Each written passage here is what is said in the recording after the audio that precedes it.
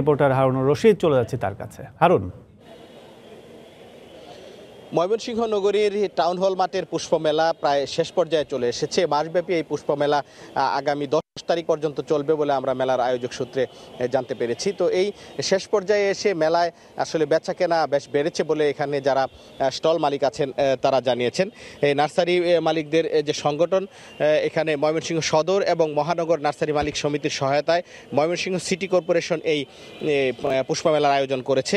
তো মেলার প্রথম দিকে আসলে তেমন বেচাকেনা খুব বেশি ছিল না। আমরা যারা এখানে ক্রেতা দর্শনার্থী বা যারা স্টল মালিক নার্সারি মালিক তাদের সাথে কথা বলে যেটি জানতে পেরেছি যে আসলে সেই শুরুতে বেচাকেনা ভালো না হলেও এখন কিন্তু বেচাকেনা বেশ বেড়েছে, বিশেষ করে শেষ মুহূর্তে এসে এখানে প্রায় শতাধিক জাতের ফুলের গাছের চারা বিক্রি হচ্ছে এবং যারা এখানে নার্সারি মালিক আছেন তারা জানিয়েছেন যে প্রতি বছরই তারা এই মেলাতে অংশগ্রহণ করে থাকেন। গত 5 বছর ধরে এই মেলাটি এখানে হয়ে আসছে।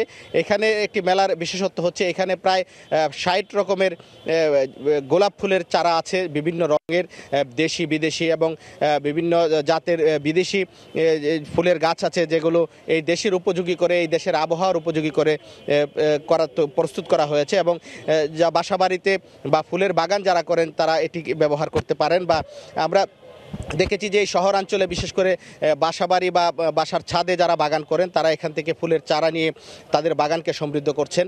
আর এখানে যারা আসছেন দর্শনার্থী তাদের সাথেও আমরা কথা বলেছি, তারা জানিয়েছেন যে আসলে যে সমস্ত ফুলের সাথে তারা পরিচিত সাধারণত তার চেয়ে অনেক বেশি ফুল এবং ফুল গাছের এখানে সমারোহ ঘটানো হয়েছে, যার কারণে এখানে দর্শনার্থীরা এসে তাদের পছন্দের ফুল গাছ যেমন কিনতে পারেন তেমনি বিভিন্ন ধরনের ফুলের সাথে পরিচিত হতে পারেন। আরেকটি বিষয় হচ্ছে যে এখানে বড়দের সাথে ছোটরাও আসেন এই মেলায়, বিশেষ করে শিশুদেরকে হাতে কলমে বিভিন্ন ফুল গাছ এবং ফুলের সাথে পরিচয় করিয়ে দিতে তাদের অভিভাবকরা নিয়ে আসেন। এবং এখানে যারা নার্সারি মালিক আছেন নার্সারি মালিক সমিতির নেতারা বলছেন যে প্রায় এবছর তাদের কোটি টাকার ফুল গাছের চারা বিক্রি হবে বলে তারা আশা করছেন। তো এই ছিল আমার কাছে পুষ্পমেলা থেকে সর্বশেষ। কাজল, ময়মনসিংহ টাউন হল থেকে আমাদের সাথে যোগ দিয়েছিলেন সহকর্মী হারুনুর রশিদ।